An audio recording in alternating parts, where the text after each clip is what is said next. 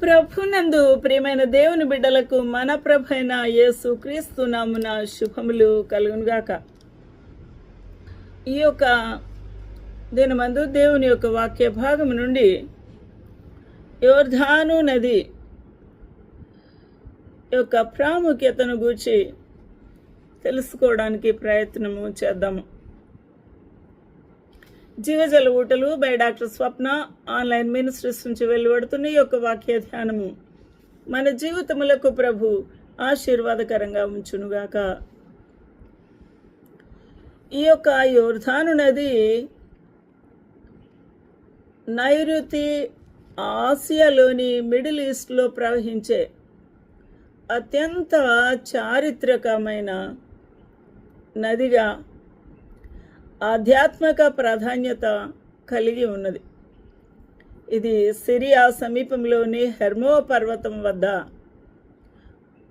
ఉద్భవించింది లేక వెలిసింది, పుట్టింది.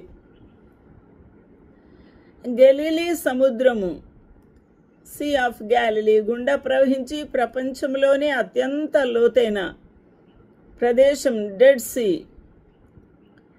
ఆ యొక్క మృత సముద్రంలో ఆఖరుగా కలుస్తూ ఉన్నది.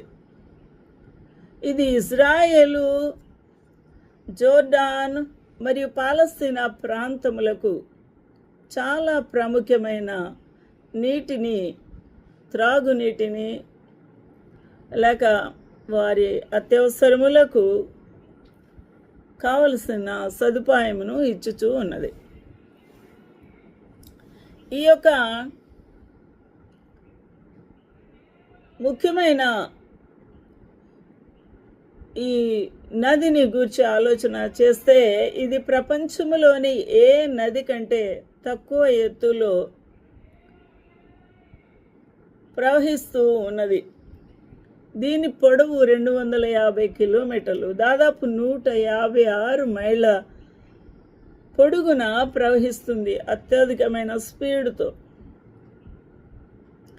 ఆధ్యాత్మికత ప్రాముఖ్యత దీనిని గూర్చి యేసుక్రీస్తు బాప్తిసం పొందిన పవిత్రమైన నదిగా క్రైస్తవులు దీనిని పరిగణిస్తారు.